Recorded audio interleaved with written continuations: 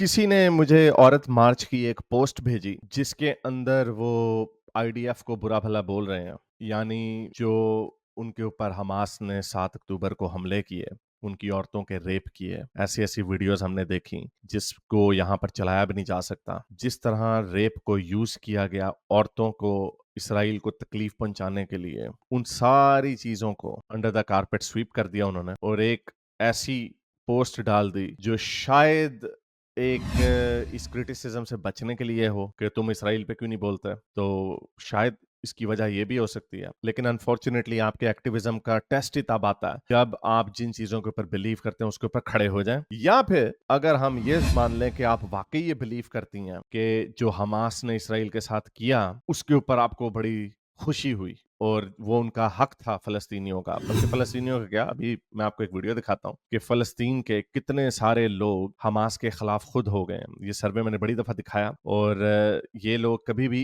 इस तरह के फ़लस्तीनियों की बात नहीं करते जो हमास से नफ़रत करते हैं, जो हमास को इस बात का ज़िम्मेदार ठहराते हैं कि उनकी वजह से जो क़यामत उनके ऊपर अब आई है इस्राईल के बमों की सूरत में, उसकी ज़िम्मेदार हमास है। ये फ़लस्तीन का अपना सर्वे है जिसके मुताबिक गज़ा में 37% फ़लस्तीनी ऐसे हैं जो हमास के साथ जो उन्होंने हमास ने 7 अक्टूबर को किया उसको गलत समझते हैं। उसके बरक्स जब हम वेस्ट बैंक में देखते हैं तो सिर्फ 12% लोगों ने कहा कि जो हमास ने किया वो गलत। तो इससे ये पता चलता है एक तरफ है, दूसरी तरफ है। हालांकि ये वही लोग हैं, लेकिन जिनके ऊपर बम गिर रहे हैं वो ये समझते हैं कि हमास ने जो हरकतें की खुद अब वो टनलों के नीचे जाके छुप गए हैं चूहों की तरह। उन्होंने जो किया वो गलत किया जिसकी वजह से उनके ऊपर क़यामत आई। पहले भी इस तरह की वीडियोज़ आती रही हैं जहां पर गजा के लोग हमास के खिलाफ नारेबाजियां कर रहे हैं, मदद मांग रहे हैं दुनिया से कि हमारी जान छुड़ाओ हमास के दरिंदों से। इस्राएल के ऊपर जिन्होंने दहशतगर्दी भी की और उसके बदले में गजा के लोगों के ऊपर जुल्म ढाए। फ्रेश वीडियो आई है, इसके अंदर म्यूजिक भी है इसलिए मैं ये चला नहीं सकता, लेकिन आवाज़ के बगैर चलाऊंगा, जहां पे ये सारे लोग, ये मैंने ट्वीट भी किया है, आपका ट्वीट का लिंक डाल दूंगा अगर आपने इसकी अरबी में नारे अगर आपने वो भी सुनने तो सुन लें। लेकिन यहाँ पर सारे लोग जो हैं गजा के बहुत ज्यादा लोग अब हमास के खिलाफ नारेबाजियां कर रहे हैं जो उनके साथ नाखुश हैं। ये रफा से आए हैं जहां पे ये सारे गजा के लोग इस वक्त इकट्ठे किए हुए हैं और ये कहा जा रहा है कि वहां पे इसराइल अभी वहां पर फिर से ऑपरेशन करेगा। और इस वक्त सिर्फ बहस ये चल रही है कि किस तरह रफा से सारे सिविलियंस को वहां से निकाल लिया जाए ताकि जो हमास के चूहे हैं उनको चुन चुन कर मारा जाए। तो ये एक छोटा सा मैंने आपको ओवरव्यू दिया है, लेकिन जो पूरी दुनिया के जो मुस्लिम प्रोपेगेंडिस्ट हैं और कुछ फार लेफ्ट के जो लोग हैं, जो कॉमीज हैं, शायद इनका नजरिया दो ही ऑप्शंस हो सकती हैं। या तो ये वाकई समझते हैं जो हमास ने किया वो सही किया, या फिर ये आई वॉश है जो पाकिस्तान की अपनी लोकल ऑडियंस को ये दिखाने के लिए कि नहीं नहीं हम फलस्तीन के ऊपर भी बोलते हैं। उसी तरह जिस तरह पीटीआई वालों ने इनके ऊपर बड़ा प्रेशर डाला कि अब आप हमारे लिए क्यों नहीं बोल रहे, हमारे इंसानी हकूक की भी तो पाबंदी हो रही है। दोनों में से जोन सी भी ऑप्शन है वो दोनों गलत है, उसके ऊपर इनकी सर्जनिश करना जरूरी है। तो जरा मैं आपको इनकी पोस्ट दिखाता हूँ। ये 12 हफ्ते पुरानी पोस्ट है, किसी ने मुझे अभी भेजी और मेरी त्वचा डाली इस तरफ। तो उसके ऊपर देखते हैं कि ये औरत मार्च वाले क्या कह रहे हैं। ये कह रहे हैं कि दिस इज नॉट फेमिनिज्म, यानी ये जो औरतें ऊपर हैं जो इसराइल की फौज में हैं वो फेमिनिज्म नहीं है, ये नीचे जो उनके साथ हो रहा है। जंग में आपको क्या लगता है कि लोगों को लड्डू बांटे जाते हैं? जंग में आपको क्या लगता है लोग नहीं मरते? जब आप किसी मुल्क के ऊपर हमला करेंगे तो क्या उसके बदले में वो फौजी कार्रवाई करके जिन लोगों ने उनको ठेस पहुंचाई है उनको इंसाफ के कटहरे में नहीं खड़ा करेंगे? ये जंगें ऐसी ही होती हैं। अब ये जो कह रही हैं इसराइल एक वेस्टर्न स्टाइल लिबरल डेमोक्रेसी है, ठीक है, उसकी बहुत सारी फ्लॉज हैं, लेकिन पूरे मिडल ईस्ट में एक ही डेमोक्रेसी है। अगर आपने इराक को इंक्लूड करना तो चलें कर लें, लेकिन उसके अलावा पूरे मिडल ईस्ट में एक ही डेमोक्रेसी है जो इसराइल है, जो मुसलमानों को एक आंख नहीं भाता, जिसको वो from the river to the sea Palestine will be free करके खत्म करना चाहते हैं। 7 मिलियन यहूदी वहां पे रहते हैं और उन सारों को वहां से या तो कत्ल करना चाहते हैं या उनको वहां से मार के भगाना चाहते हैं, जो कि सूरह तौबा की आयत भी है कि इनसे लड़ो और इनको तब तक इनसे लड़ो जब तक ये अपने हाथ से जिजिया ना दें। तो ये इनके अज़ाइम हैं हमास के, और मुझे उम्मीद यही है और बल्कि खुशी भी है इस बात की कि बहुत सारे गजा के लोग हमास से अब तंग आ चुके हैं। तो जिसको ये डिफेंड कर रही हैं कि ये नीचे कौन है, ऑब्वियसली एक कैटास्ट्रोफी है। बहुत सारे लोगों के ऊपर इस वक्त जुल्म के पहाड़ टूटा हुआ है जिसकी जिम्मेदार सिर्फ हमास है। ये हमास वाले गजा की औरतों के ऊपर तशद्दुद कर रहे हैं जिनके ऊपर पहले ही उन्होंने तंबू चढ़ाए हुए हैं, उनके उनके काले कपड़े बांधे हुए हैं, उनको as a third class citizen use करते हैं। यहाँ पर इनके ऊपर पिटाई हो रही है और ये है वो फलस्तीन जिसको ये औरत मार्च वाले पूरी दुनिया के लेफ्टिस्ट जो हैं, कौमीज जो हैं और ये जो मुस्लिम प्रोपेगेंडिस्ट जो हैं, ये वाली दुनिया क्रिएट करना चाहते हैं। तो ये आपको लगता है कि हमास या इन फलस्तीनियों की जो लीडरशिप है इसके अंदर बड़ी फेमिनिस्ट हकूक होंगे? क्या आप इनको सपोर्ट कर रहे हैं? ये असल फेमिनिस्ट? इस तरह की बेतहाशा वीडियोज़ हैं और ज़्यादा बर्बरियत वाली जो मैं दिखा नहीं सकता यहाँ पे। ये आप उनको सपोर्ट कर रही हैं, औरत मार्च वाले? चलें, क्या कहते हैं आगे? While Gaza suffers the aftershocks of attacks by Israel, the IDF has been posting content glamorizing life in the military. Women soldiers star in many of the videos posted on the army's official social media. बड़ी इनको तकलीफ है कि औरतें फौज के अंदर हैं। क्या उसमें औरतें फौज में नहीं होंगी? जिस भी दुनिया की फौज में औरतें होती हैं, जब उनकी जंग होती है, तो आपको क्या लगता है औरतों का वहां पे क्या काम होता है? जाके एनिमीज को खुश करना होता है, जो उनकी ख्वाहिशात होती हैं उनको खुश करना होता है, या जो हमास ने 7 अक्टूबर को इसराइली औरतों के साथ किया उसके ऊपर खुश होना होता है? क्या इन्होंने कोई क्रिटिसिज्म किया हमास के ऊपर जो 7 अक्टूबर को हुआ?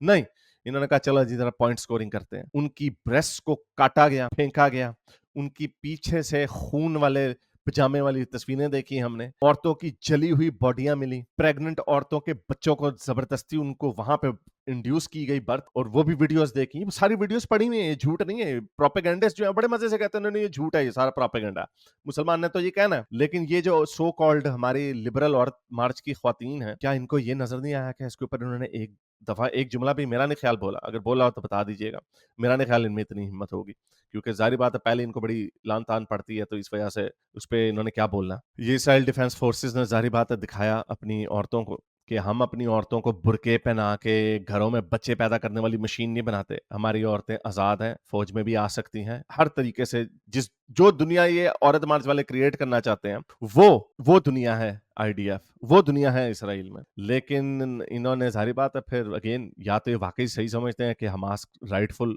उनका फ़लस्तीनियों की हुकूमत है और जो उन्होंने 7 अक्टूबर को किया ठीक है, या फिर ये सिर्फ अपनी लोकल ऑडियंस को खुश करने के लिए कर रही हैं। वैसे लोकल ऑडियंस खुश नहीं होती। This post is 30,000 deaths too late, वो फिर भी खुश नहीं होंगे। Israel military draft requires women to serve in the army which is lauded as a marker of gender equality. जी हाँ, इसी को जेंडर इक्वालिटी बोला जाता है। Israel's women soldiers are portrayed as the epitome of empowerment and their femininity is used as to distract from the war crimes against Palestine. कोई war crime नहीं हुआ, एविडेंस है इसका। इतने डेंसली पॉपुलेटेड रीजन में जहां पे 22 लाख लोग रहते हैं वहां पे 30,000 मरे हैं, जो कि बहुत ज्यादा, लेकिन ये उसका उश्र शीर भी नहीं है। बाकी जितनी जंगें हम देखते हैं वहां पर जहां पे इतनी डेंसली पॉपुलेशन होती है वहां पे जो परसेंटेज ऑफ कैजुअलिटीज होता है वो बहुत ज्यादा होता है। एक अभी वॉर का हवाला दिया जा रहा था कि दूसरी जंग अजीम में फिलीपीन बैटल फॉर मनीला जिसे कहा जाता है, उसमें जंग हुई। मनीला की उस वक्त आबादी 1 मिलियन थी और वहां पर जो जापानी सोल्जर्स थे वो नीचे सुअर्स में छुपे हुए थे, जो नीचे ड्रेनेज होती है गटर में, जिसको हम आम जबान में कहते हैं, वैसे सुअर्स बोलते हैं उन्हें, उनके अंदर छुपे होते थे, गुरिल्ला वॉरफेयर करते थे। अमेरिका ने बमबारी की और अमेरिका का रिकॉर्ड के ऊपर है कि अमेरिका ने ब्रिटेन को उस वक्त सेकंड वर्ल्ड वॉर में क्रिटिसाइज किया था कि आप सिविलियन कैजुअलिटीज का ख्याल नहीं करते, तो अमेरिका बहुत ज्यादा ख्याल करता था, जिसकी वजह से अमेरिका को अपनी कैजुअलिटीज बड़ी लेनी पड़ी। लेकिन इसके बावजूद दूसरी जंग अजीम में 10 लाख आबादी थी मनीला की। पता आपको कितनी कैजुअलिटीज हुई वहां पे? क्योंकि जो जापानी सोल्जर्स थे वो नीचे टनलों में सुअर्स में छुपे हुए थे, उसी तरह जिस तरह हमास के चूहे नीचे टनलों में छुपे हुए हैं। इतनी एहतियात के बावजूद भी 1 लाख लोग मरे वहां पे, यानी 10% पॉपुलेशन उनकी कैजुअलिटी, सिविलियन कैजुअलिटीज हुई। यहाँ पर 22 लाख है और 30,000 मरे हैं। ये थोड़ा सा it is close to 1%। Again ये बहुत ज्यादा है, लेकिन इसकी जिम्मेदारी आईडीएफ के ऊपर नहीं आती, इसकी जिम्मेदारी हमास के ऊपर आती है, जो चूहों की तरह नीचे घरों के नीचे टनल्स बना के छुप के बैठे हुए हैं। आईडीएफ ने एविडेंस दिया कि हम वहां पे उनको कॉल्स करते हैं, रेडियो पे ऐलान करते हैं, टेक्स्ट मैसेजेस भेजते हैं, ऊपर से पैम्फलेट्स फेंकते हैं कि हम यहाँ पे हमला करने वाले हैं और यहाँ से निकल जाए। कोई आर्मी इस तरह नहीं करती। क्यों? क्योंकि इस तरह जो हमास के जो आपका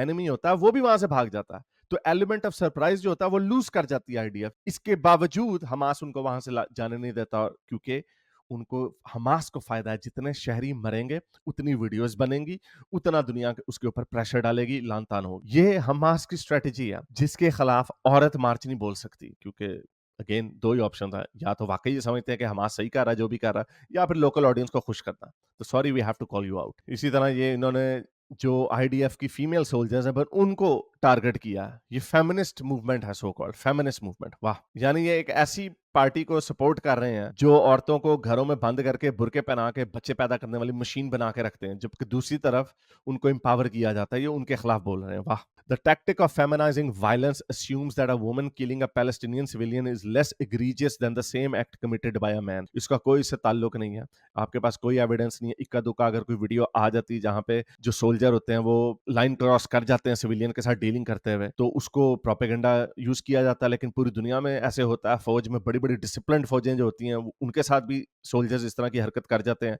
अमेरिका में क्या हुआ था, इराक का आपको याद होगा, अबू ग्रेब प्रिज़न का। हमारी अपनी आर्मी क्या करती है, बहुत सारी वीडियोज़ ट्विटर के ऊपर पड़ी हुई हैं, क्योंकि सोल्जर्स जो होते हैं, जब उनके इर्द-गिर्द बम फट रहे होते हैं, लोग मर रहे होते हैं, तो उनका जो डिसिप्लिन होता है, वो खराब हो सकता है, जिसके नतीजे में आम शहरियों के ऊपर ज़ुल्म हो जाता है।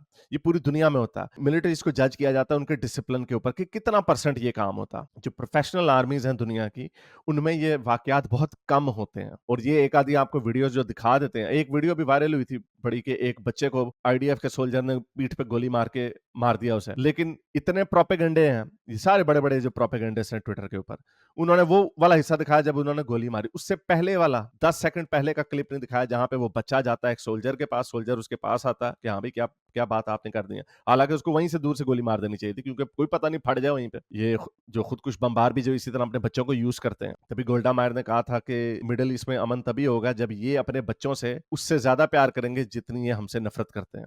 लेकिन ये बच्चों को शहीद करने पे बड़ा फ़ख्र समझते हैं। वो वीडियो इन्होंने वो नहीं दिखाई कि जब वो बच्चा जाता है आईडीएफ के सोल्जर के पास, वो उनको छुरियों से उसके ऊपर वार करता है। और फिर जब वो सोल्जर अपने आप को उससे थोड़ा दूर कर लेता है, फिर वो भागता है, तो फिर दूसरा सोल्जर आके उसको गोली मार देता है। तो ये टिपिकल प्रोपेगेंडा किया जाता है। अगेन मैं ये नहीं कह रहा कि आईडीएफ के जो सोल्जर्स हैं उनका डिसिप्लिन खराब नहीं होता, वो शहरियों के ऊपर ज़ुल्म भी कर देते हैं।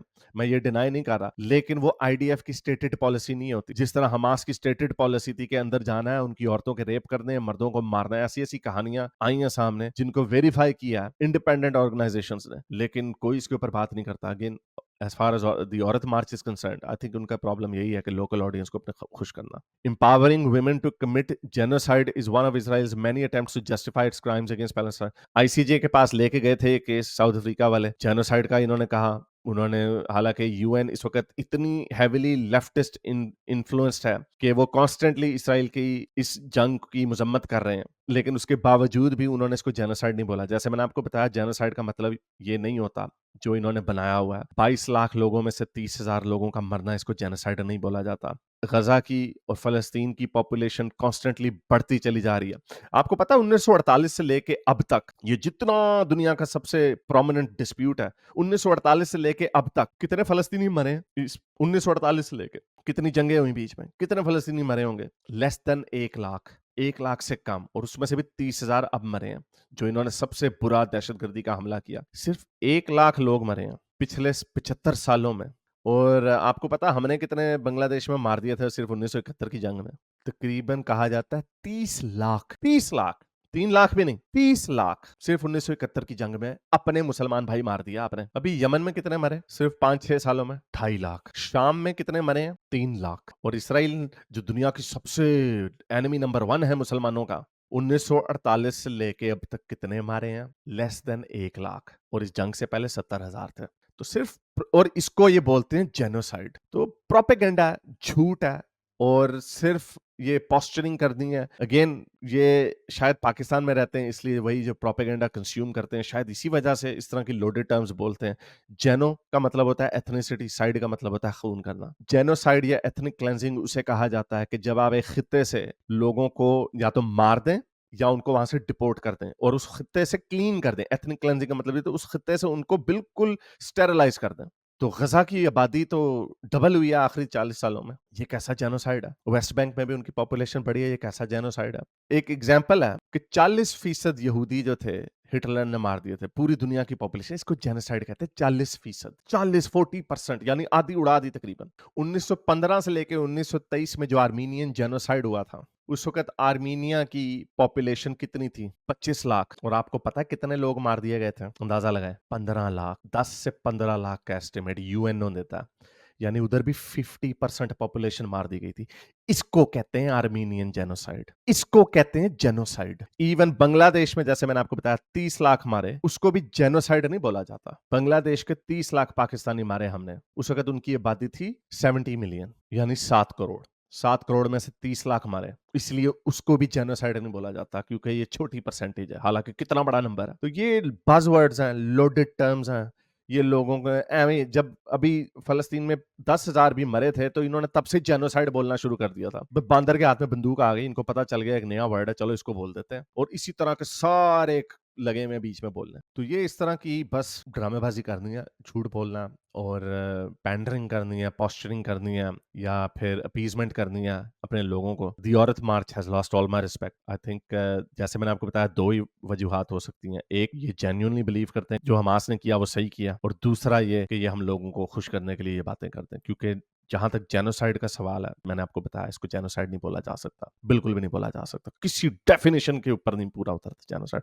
मोहम्मद हिजाब ने खुद कह दिया कि नहीं ये जेनोसाइड नहीं है। सुनिए जरा। Get rid of Hamas. What you don't do, I can tell you for a fact, is try and kill 30,000 of them with a 100-to-1 ratio. Because if you do that, then you're committing genocide. Because you'd have to kill 3 million Palestinians. कहता अगर तुम 3 million फलस्तीनी मारोगे तो फिर genocide होगा। अगर अंग्रेजी समझ नहीं आती सुन लेना, और अभी देखना वो रैबाई जो है वो गलत समझेगा इसको। Personally, Do you even know the definition of genocide? What's I haven't the said definition? genocide. What's it? You just said it. No, I said- You no, I just said said it. if you- What is the conditional. definition? उसने कहा कि नहीं, मैंने ये नहीं कहा कि genocide है, उसने कहा अगर तुम मारोगे 30 लाख फलस्तीनी तो फिर वो जेनोसाइड होगा। Genocide. I What's said the conditional. definition? What I said if you do it, you always conditional. claim to be an Conditional. academic. You're always touting Conditional. your Oxford credentials. Conditional. What is the definition? Conditional. All right. Conditional. He said conditional. Conditional. Genocide If you is do where. it, I said Genocide if you is do it, where. you'll be genocidal. Genocide is where. I didn't you accuse. target Let him an speak. you target an ethnicity for extinction. Ethnicity side murder. Yes, if you do it. Then If you kill excuse 3 me, million now, Palestinians, now, are you genocidal there or are not? 1 अगर तुम 30 लाख फलस्तीनियों को मारोगे तो फिर genocide होगा, ये कह रहा हूं। और ये बात उसकी ठीक है। जेनोसाइड का मतलब ये है, कोई नंबर को नहीं कहा जाता, जब आप पूरी एथनिसिटी को साफ कर देते हैं, जैसे मैंने आपको बताया। तो ये ड्रामेबाजियां, ये और यही मोहम्मद हिजाब जो है जब डिबेट में होता है तब केयरफुल होकर बात करता है, लेकिन जब बात में जाते हैं तो इधर उधर की मारने लग जाते हैं। तो ये यही इनका रोना धोना है, और इसी वजह से चाहे ये नंबर जितना मर्जी कर लें, रोना धोना जितना मर्जी कर लें, सच जो है उसके ऊपर लोग खड़े हो जाते हैं, और फिर चाहे जो मर्जी कर लें ऐसा नहीं होगा। इसराइल को नीस्तो नाबूद करने की इनका जो ख्वाब है वो कभी पूरा नहीं होगा। अगर आपको मेरी ये वीडियो अच्छी लगी तो मेरे चैनल के मेंबर बनिए, पेट्रन बनिए, या फिर आप मुझे बाय मी या कॉफी में भी सपोर्ट कर सकते हैं।